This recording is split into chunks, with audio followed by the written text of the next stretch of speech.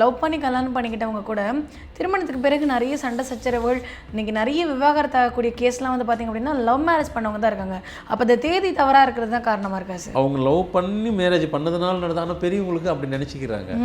Love பண்ணி இவங்களாம் நாங்கள் பெரியவங்க நாங்கள் பார்த்து பண்ணலை, இவங்களாம் பண்ணிக்கிட்டாங்க அதனால் நடந்துருச்சுன்றாங்க. அவங்கள கேட்டாக்கா நீங்கள் பார்த்து தான் பண்ணீங்க, அதுவும் அப்படி தான் இருக்குது, இது அப்படிம்பாங்க. திருமண தேதியும் அதில் கனெக்ட் ஆகணும். கனெக்ட் ஆனாத பண்ணால் தான் சரியாக வரும். பிறந்த தேதி ஒருத்தர் 21ஆம் தேதியில் பிறந்திருக்கிறாரு. அவர் எந்த தேதி, நீங்கள் திருமண தேதி கூட நல்ல தேதியாக இருக்கலாம், ஆனால் இந்த தேதி வைக்காதீங்க. 21ஆம் தேதி பிறந்தீங்கன்னா 2-1-3. உங்கள் திருமண தேதியில் 6ஆம் நம்பர் இருக்கக்கூடாது. 6ஆம் தேதி ஒரு திருமணம் பண்ண போகிறீங்கன்னா பண்ணாதீங்க. சார் நான் பண்ணிட்டேன், குழந்தை பாய்க்கும் தள்ளி போயிடும். இந்த நம்பர்லாம் எப்படின்னு கேட்டிங்கன்னா, எப்படி மனுஷன் ஒவ்வொரு இடத்துல ஒரு ஆக்டிவ் ஒரு ரியாக்ட் கொடுக்குறோம். நம்பர் நம்மளோட அழகாக கொடுக்கும். அங்கே இருந்தேன்னா அங்கே காமிக்கும். அதெல்லாம் கிடையாதுங்க, நீங்கள் என்ன அப்படி சொல்லிட்டீங்க குழந்தை இல்லைன்ட்டு. இதோ எங்களுக்கு தெரிஞ்சவங்க, பக்கத்து வீட்டுக்காரங்க தெரிஞ்சவங்க, அவங்க 21ஆம் தேதி பிறந்துருக்குறாங்க, 6ஆம் தேதியில் தான் கல்யாணம் பண்ணியிருக்கிறாங்க, சூப்பராக கல்யாணம் பண்ணிட்டாங்கல்ல, நல்லா இருக்கிறாங்களே. அவங்க கல்யாணம் தான் பண்ணிட்டாங்க, குழந்தை இல்லைன்னு சொல்கிறீங்க, 2 குழந்தை இருக்குது. நீங்கள் அப்படி செக் பண்ணி பாருங்கள், ஒரு குழந்தைக்கு வந்துட்டு உடல் ரீதியாக தொந்தரவு இருக்கும். இந்த தேதியில் தான் திருமணம் பண்ணணும். சில டேட்டெலாம் வந்து நம்ம டிக்ளரே பண்ணலாம். நீங்கள் பண்ணுறது திருமண தேதியில் 4 நம்பர் வரப்போகுது. தேதி, மாதம், வருஷம் 3 கூட்டினா கடைசி, அதுதான் விதியன்னு சொல்லுவோம். இந்த இடத்துல விதியன்லாம் கிடையாது. 4 டிஜிட்லேயும் நம்பரை பார்க்கணும். அந்த 4 இலக்கத்துலேயும் இந்த நம்பர் அது வந்து என்ன தேதி வேணாலும் இருக்கட்டும், நீங்கள் எந்த தேதியில் வேணாலும் பிறந்துக்குங்க. ஆனால் இந்த 4 நம்பர்லேயும் இப்போ நான் சொல்கிற நம்பர் அட் எனி காஸ்ட் யாருக்கு இருக்கக்கூடாது.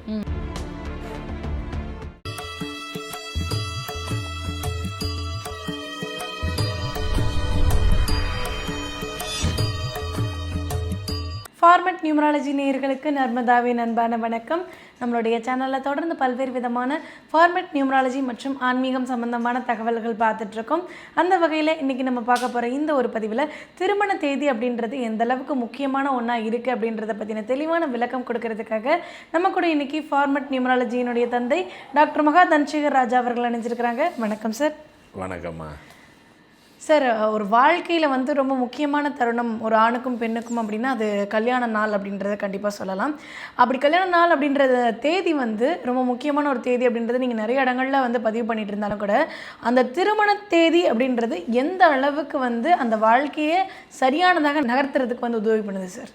ஒவ்வொரு மனிதன் வாழ்க்கையிலையும் திருமண தேதியும் முக்கியம் பெறுகிறது. இன்ஃப்ளூன்ஸ் பண்ணும் அப்படிங்கிறது நம்ம ஃபார்மேட்டு தான், ஆராய்ச்சி தானே.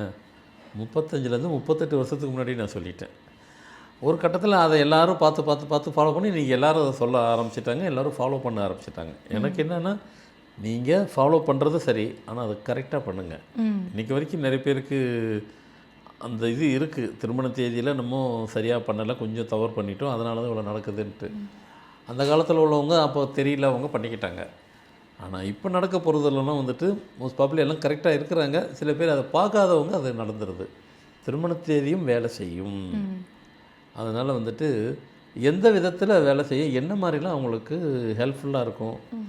சில பேருக்கு அதனால் அஃபெக்ட் தான் ஆகும் லைஃப்பில். இப்போ பார்த்தீங்கன்னாக்கா ஒரு குடும்பத்துக்குள்ளே சார் எனக்கு தெரிஞ்சு லவ் பண்ணி கல்யாணம் பண்ணிக்கிட்டவங்க கூட திருமணத்துக்கு பிறகு நிறைய சண்டை சச்சரவுகள், இன்றைக்கி நிறைய விவாகரத்து ஆகக்கூடிய கேஸ்லாம் வந்து பார்த்திங்க அப்படின்னா லவ் மேரேஜ் பண்ணவங்க தான் இருக்காங்க.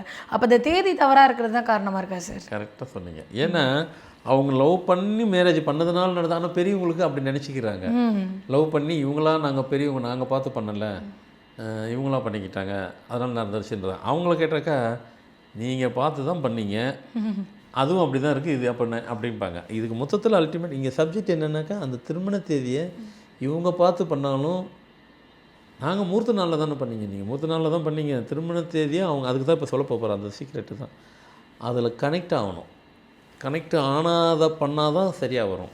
லவ் மேரேஜில் பண்ணாலும் சரி, அண்டு அரேஞ்ச் மேரேஜில் பண்ணாலும் சரி, பெரியவங்களை பார்த்து பண்ணாலும் திருமண தேதியை ரொம்ப கேர்ஃபுல்லாக பாருங்கள். ஆனால் எனக்கு தெரிஞ்ச வரைக்கும் என்கிட்ட என்னுடைய ஃபாலோவர்ஸு கட்டாயம் என்னை கேட்காம செய்கிறதில்ல.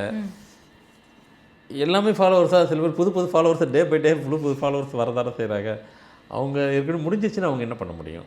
நிறைய பேர் நான் அந்த மாதிரிலாம் பண்ணியிருக்கிறேன். மேரேஜ் டேட்டு தவறாக வச்சுட்டாங்க, கேட்பாங்க, நீ மாத்திரதா இருந்தால் சொல்லுங்கள், நான் அதுக்கு சொல்யூஷன் கொடுக்கணும், அதுக்கு நான் சொல்யூஷன் கொடுக்க முடியாது. தேதியை நீங்கள் தவறாக பண்ணிட்டீங்க, என்ன ஃபிக்ஸ் பண்ணிட்டாங்க. மேரேஜ் எல்லாம் பார்த்தீங்கன்னா இன்னும் 1 மாதத்தில் இருக்க எல்லாம் இதெல்லாம் இன்விடேஷன்லாம் அடிச்சிட்டாங்க.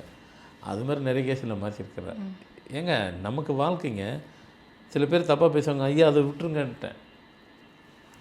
நாளைக்கு அதில் ஏதோ ஒரு லைஃப் இதாச்சுன்னாக்கா சில பேர் சொல்ல தப்பாக பேசுறதுல நமக்கு அவங்க எதுவும் திருப்பி கொடுக்க போகிறதில்ல. சில பேருக்கு இஷ்யூ நாங்கள் பண்ணலைங்க, சந்தோஷம், பரவாயில்ல, ஒரு 10,000 20,000 செலவாச்சு, அவ்வளோதான், திருமண செலவில் சேர்த்துங்க, புதுசாக அடிங்கன்னுவேன். அது 1-2 கேஸ் தான் அப்படி இருக்கும். ஸோ அதனால் திருமண தேதியில் என்ன பார்க்கணும் அப்படின்னாக்கா, இப்போ உங்கள் பிறந்த தேதி, கல்யாணம் பண்ணுறவங்க 21ஆம் தேதி, அவங்க பிறந்த தேதி 21. மேட்சிங்லாம் பார்த்துட்டிங்கன்னா ஓகேன்னு சொல்லிட்டீங்க, அதை விட்டுருங்க, நான் அதுக்குள்ளே போகலை. நாங்கள்லாம் பார்த்துட்டோம், கரெக்டாக இருக்காங்க, பரவாயில்ல, அப்படியே இருக்கட்டும். திருமண சரி, பிறந்த தேதி ஒருத்தர் 21ஆம் தேதியில் பிறந்திருக்கிறாரு. அவர் எந்த தேதி, நீங்கள் திருமண தேதி கூட நல்ல தேதியாக இருக்கலாம், ஆனால் இந்த தேதி வைக்காதீங்க. 21ஆம் தேதி பிறந்தீங்கன்னா 2-1-3. உங்கள் திருமண தேதியில் 6ஆம் நம்பர் இருக்கக்கூடாது. 6ஆம் தேதி ஒரு திருமணம் பண்ண போகிறீங்கன்னா பண்ணாதீங்க. சார் நான் பண்ணிட்டேன், குழந்தை பாய்க்கும் தள்ளி போயிடும். இப்போ நம்ம தவறான தேதியில் வந்து திருமணம் பண்ணாலே அதை அஃபெக்ட் பண்ணுற ஃபஸ்ட்டு விஷயம் குழந்தை தானே சார்? இல்லை அப்படி கிடையாது, நிறைய இருக்குது. அது இந்த நம்பருக்கு இதை சொல்லிட்டேன் நான், அவ்வளோதான். எல்லாமே பிளைனாக அப்படி சொல்ல முடியாது. இந்த நம்பர் இருந்தால் இது நடக்காது. இந்த நம்பர்லாம் எப்படின்னு கேட்டிங்கன்னா, எப்படி மனுஷன் ஒவ்வொரு இடத்துல ஒரு ஆக்டிவ் ஒரு ரியாக்ட் கொடுக்குறோம். நம்பர் நம்மளோட அழகாக கொடுக்கும். அங்கே இருந்தேன்னா அங்கே காண்பிக்கும். அதெல்லாம் கிடையாதுங்க, நீங்கள் என்ன அப்படி சொல்லிட்டீங்க குழந்தை இல்லைன்ட்டு. இதோ எங்களுக்கு தெரிஞ்சவங்க, பக்கத்து வீட்டுக்காரங்க தெரிஞ்சவங்க, அவங்க 21ஆம் தேதி பிறந்துருக்குறாங்க, 6ஆம் தேதியில் தான் கல்யாணம் பண்ணியிருக்கிறாங்க, சூப்பராக கல்யாணம் பண்ணிட்டாங்கல்ல, நல்லா இருக்கிறாங்களே. அவங்க கல்யாணம் தான் பண்ணிட்டாங்க, குழந்தை இல்லைன்னு சொல்கிறீங்க, 2 குழந்தை இருக்குது. நீங்கள் அப்படி செக் பண்ணி பாருங்கள், ஒரு குழந்தைக்கு வந்துட்டு உடல் ரீதியாக தொந்தரவு இருக்கும். இப்போ கூட ஒரு 2 நாளுக்கு முன்னாடி ஒருத்தர் வந்தாங்க, ஒரே தேதி 2 பேரும் பண்ணாங்க. 2 பேருமே 8ஆம் தேதி பண்ணாதீங்க, பண்ணியிருந்தீங்கன்னாக்கா பிறந்த குழந்தைக்கு கண்டிப்பாக ஏதாவது ஒரு ஹேண்டிகேப்டு ஸ்டேஜில் கண்டிப்பாக இருக்கணும். ஆமான்ட்டாங்க. நான் டைரெக்டாகவே பேசுகிறேன் அவங்ககிட்ட, டைரெக்டாக ஆமான்றாங்க. ஏன்னா கை இருக்குது, ஃபுல்லாக ஃபிங்கரே கிடையாது, இது வரைக்கும் இருக்குது, அவ்வளோதான் சொல்கிறாங்க அவங்க. சரி, எப்படி நீங்கள் பாட்டு பேசிக்கிட்டே போகிறீங்க சொல்லிட்டு, ஏங்க எனக்கு தெரியுங்க, இது தாங்க ஃபார்மட் நியூமராலஜினுடைய பெரிய சக்ஸஸே இது தான். நேராக ப்ளைனாகவே சொல்லிடலாம். 8ஆம் தேதி பிறந்திருக்கீங்க, அதே 8 பண்ணாதீங்க. ஏதாவது பிறக்கிற குழந்தைக்கு ஹேண்டிகேப்டாக இருக்கும், இல்லைன்னாக்கா பிளைண்டு மேனாக கூட பிறக்கும். ஆமாம், அதெல்லாம் நடக்கும். ஸோ அது ஒரு கைண்ட் ஆஃப் இது தானே. அதெல்லாம் வந்து அப்போ பண்ணாதீங்க. பண்ணிங்கன்னா இப்படி இருக்கும். சரிங்க, 3ஆம் தேதி அதே 21, 3ஆம் தேதி பிறந்திருக்கிறாரு. 7ஆம் தேதி பண்ணாதீங்க, டெலிவரியிலே பெரிய ரிஸ்க் ஆயிரும், டெலிவரியிலே பொழைச்சது பெருசுன்னு ஆயிரும். வெறும் இப்படியே தான் சொல்லுவீங்களா அப்படின்னு நிறைய இருக்குங்க, சொல்லிக்கிட்டே போகலாங்க. அப்போ நாங்கள் எந்த தேதியில் தான் திருமணம் பண்ணணும், அதுதான். சில டேட்டெலாம் வந்து நம்ம டிக்ளரே பண்ணலாம். நீங்கள் பண்ணுறது திருமண தேதியில் 4 நம்பர் வரப்போகுது, தேதி, மாதம், வருஷம், 3 கூட்டினா கடைசி, அதுதான் விதியன்னு சொல்லுவோம். இந்த இடத்துல விதியன்லாம் கிடையாது, 4 டிஜிட்லேயும் நம்பரை பார்க்கணும். அந்த 4 இலக்கத்துலேயும் இந்த நம்பர் அது வந்து என்ன தேதி வேணாலும் இருக்கட்டும், நீங்கள் எந்த தேதியில் வேணாலும் பிறந்துக்குங்க. ஆனால் இந்த 4 நம்பர்லேயும் இப்போ நான் சொல்கிற நம்பர் அட் எனி காஸ்ட் யாருக்கு இருக்கக்கூடாது. இருந்துச்சுன்னு என்ன ப்ராப்ளத்தை இருக்கும். திருமண தேதியில் 4ஆம் நம்பர் 7ஆம் நம்பர், அந்த 4 இடத்துல அந்த 7 வந்து பக்கத்திலே இருக்குன்னு இல்லை, 4ஆவது இடத்துல கூட இருக்கலாம். லைஃப் வந்துட்டு 1.5 இல்லை 3.5 இல்லை 5.5 இல்லை 7.5, அதிகப்படி 12 வருஷம் டைவர்ஸ் ஆகிடும். 4-7 இருந்துச்சுன்னா விவாகரத்து நடந்தே ஆகும். ஒன்று நடந்துருச்சுன்னா அந்த தேதியில் இருந்துச்சுன்னா அன்றைக்கே நடக்க போகுதுன்னு இல்லை, அது நான் டூரேஷன் நான் சொல்லிடுவேன். என்கிட்ட கொடுத்துருந்தாக்கா கரெக்டாக சொல்லிடுவேன். இப்போ இதில் சொல்லும் போகும்போது ஏன் அவ்வளோ நான் காலக்கெடு கொடுக்குறேன்னாக்கா, அவங்கள அனலைசேஷன் பண்ணாக்கா அது 1.5 வருஷம் மேலே தாங்கியிருக்காதுன்னு தெரியும். இப்போ நீங்கள் இல்லையேன்றவேன், கரெக்டாக சொல்லிடுவேன், ஒன்றா இல்லைன்றவேன், அதெல்லாம் சொல்லிடுவேன். சரி, ஒருவேளை வந்து இப்போ நீங்கள் சொல்கிற மாதிரியான 4-7 தேதிகளில் வந்து திருமணம் வச்சுருக்குறாங்க, நடந்துருச்சு சார், இப்போ நாங்கள் உங்கள் பதிவை பார்த்ததுக்கப்புறமா எங்களுக்கு மனசில் ஒரு பயம் வந்து ஏற்படுது அப்படின்றப்போ, அந்த விஷயத்தை சரி செய்கிறதுக்கு ஏதாவது வந்து ஆல்டர்னேட்டிவாக பரிகாரங்கள் மாதிரி ஏதாவது உண்டா சார்? மருமாங்கல்யன்னு இருக்குது, திருப்பி வந்து மருமாங்கல்யன்னு ஒன்று இருக்குது. அந்த மருமாங்கல்யம் நான் தான் இன்ட்ரடியூஸ் பண்ணது. எப்படின்னாக்கா 2 பேருக்கு கனெக்ட் ஆகிற மாதிரி ஒரு டேட்டு, அந்த தேதியில் 2 பேரையும் கரெக்ட் பண்ணிடுங்க. வெறும் அது மட்டும் வச்சா அப்போ எப்படி வெறும் தேதியை மாற்றிட்டா உடனே மாறிக்கிட்டே இருக்குமா, அது வராது இல்லையா. இதனுடைய பவர் வந்து 25 வருஷத்துக்கு தான் வேலை செய்யும். 25 வருஷத்துக்குள்ளே பண்ணிட்டா, மருமங்கல்யம் பண்ணிட்டேன்னா அந்த தேதியில் சுவிட்ச் ஓவர் ஆயிரும்.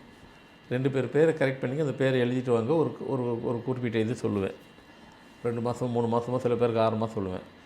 அப்போ போயிட்டுட்டு ஒரு தேதியை கொடுத்துட்டு அந்த தேதியில் திருப்பி தாலி கட்டணும். புதுசு வாங்கிட்டு கட்டிட்டு பழசை கலட்டிட்டு அவங்க வழக்கத்தில் அந்த தாலியை வந்துட்டு கோயில் ஒண்டியில் போட்டுடணும்.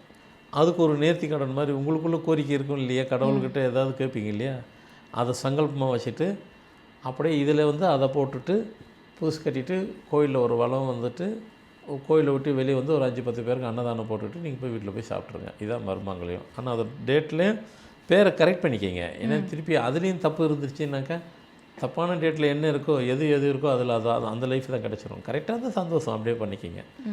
கரெக்டாக இல்லை அப்படின்னாக்கா கரெக்ட் பண்ணிக்கிறீங்க, பேரை எழுதுங்க. ஒரு 2-3 மாதம் ஆனதுக்கப்புறம் புது டேட்டு கொடுத்துட்டு அதில் கனெக்ட் பண்ணிட்டு விட்டுட்டாக்கா மருமங்கலத்தை நீங்கள் அந்த தேதியில் இனிமேல் ஃபாலோ பண்ணலாம். அது மாதிரி நிறைய பேர் பண்ணியிருக்கிறேன். என்ன மருமங்களையும் பண்ணுறது வந்துட்டு 25 வருஷம் வரைக்கும் தான் அதுக்கு பவர் அதிகம். இன்னும் சில பேர் 35 வருஷம் பரவாயில்ல, எனக்கு மருமகன் கூட குடும்பங்க, அது வேலை செய்ய பரவாயில்ல, கொஞ்சமாக வேலை செஞ்சாலும் பரவாயில்லம்பாங்க. அப்போ அவங்களுக்கு அதை கொடுத்துட்டு இன்னும் எக்ஸ்ட்ரா அடிஷனலாக கொடுப்பேன். அது வரும்போது கொடுக்கலாம். அது ஏன்னா இப்போ அதை சொன்னால் எனக்கு கன்ஃபியூஸ் ஆகிடும். கொடுக்கலாம், பார்க்கலாம், அதுக்கு ஒரு சில இது இருக்குது, அதை சேர்த்துக்கிடுவேன். சேர்த்துட்டு அதையும் சேர்த்து பண்ணிட்டாக்கா சரியாக போயிடும். ஸோ மொத்தத்தில் நீங்கள் கேட்ட மாதிரி சொல்யூஷன் எங்களுக்கு கொடுங்க அப்படின்போது மருமங்களின்னு ஒன்று இருக்குது. இதுமாதிரி நான் நிறைய எழுதி வச்சுருக்கிறேன். இந்த தேதியில் பண்ணால் அப்படி நிறைய சொல்லணும். எதுக்குங்க தப்புங்கிறது தெரிஞ்சு போயிடுச்சு. நம்ம வாழும்போதே கண்டுபிடிச்சிடுறோம் இல்லையா என்னத்தை கண்டோன்ட்டு. ஆனால் அதை சொல்லுவேன். ஆனால் நான் அதை தான் சொல்லுவேன். நம்ம வந்து எந்த துறை வேணாலும் இருக்கலாம், எந்த தொழில் வேணாலும் பண்ணலாம், எந்த கெரியராக இருக்கலாம். நம்ம சம்பாதிக்கிறது கம்மியாக ஜாஸ்தியாக்கி விட்டுறலாம், அது வேறு விஷயம். அதே நேரத்தில் வித்து பீஸாகவே போகணும். பிரம்மாண்டமான கார் இருந்தாவே போதுங்க. நம்ம வாழ்கிற வாழ்க்கைக்கு என்னென்ன தேவையோ அத்தியாவசியம் எதுவோ அதெல்லாம் ஒரு நேரத்துலலாம் வந்து இப்போ பல வருஷத்துக்கு முன்னாடி ஃபேனே எசென்சியல்ஸ்னுனாங்க. ஃபேனே அது தேவையில்லைன்னாங்க. அப்புறம் அது எசென்சியலாக மாறிடுச்சு. டிவியெல்லாம் பெரிய பணக்காரர் இருந்தாங்க, அப்புறம் இதாகிடுச்சு. அப்புறம் எசென்சியல்ஸ் ஆகிடுச்சு. அப்புறமா காரு, அப்புறமா டூ வீலர், அப்புறம் கார், இப்படிலாம் போயிட்டு இன்றைக்கி எல்லாமே ஈஸியாக போயிட்டு ஃப்ளைட்டில் பெரிய பணக்காரன் தான் போகணும். அதெல்லாம் சாதாரண கூட போகிற மாதிரி வந்துடுச்சு. ஆனால் எல்லாத்தையும் தாண்டி நாம் வாழ்கிற வாழ்க்கையில் நமக்கு வந்துட்டு ஸ்மூத்தாக போகணுங்க. ரொம்ப ஹார்டாக பண்ணி அந்த லைஃப்பை அது ஹார்டாக இருக்கிறது இல்லாமல் நம்மளே ஹார்டாக ஆக்கிடுவோம். அதுக்கு நீங்கள் வழி தராதீங்க. நான் கொடுக்குறது அழகாக சிம்பிளாக தான் இருக்கும். அதை தான் அங்கங்கே சொல்லுவேன். அப்படியே ஃபாலோ பண்ணுங்கள், லைஃபே ரொம்ப லேஸாக இருக்கும். நான் அதான் சொல்லுவேன். நாம் நடக்கிறோம் இல்லையா, நாம் நடக்கிற நடையே வந்து நமக்கு வந்து வெயிட்டாக தெரியக்கூடாது. வெயிட்னா உடம்பு அந்த வெயிட் இல்லை, லேஸாக இருக்குது. நம்ம நடக்கிறது நமக்கு தெரியக்கூடாது. அப்படின்னா உடம்பு நீட்டாக இருக்குதுன்னு அர்த்தம். நாம் நடக்கிறதே முடியல, கொஞ்சம் வெயிட்டாக இருக்குங்க அப்படின்னா உடம்புல ஏதோ ஒரு டிசீஸ் இருக்குது அப்படின்னு அர்த்தம். அதுமாதிரி வாழ்க்கையும் அதே தான். ஈஸியாக நடக்கணும், நம்ம ஸ்மூத்தாக போகணும். அது ஹார்டாக அது இருக்கும், அதை ஹார்டை உடச்சிடணும். அதுக்கு உண்டான வழியெல்லாம் சொல்லிக் கொடுக்குறேன்.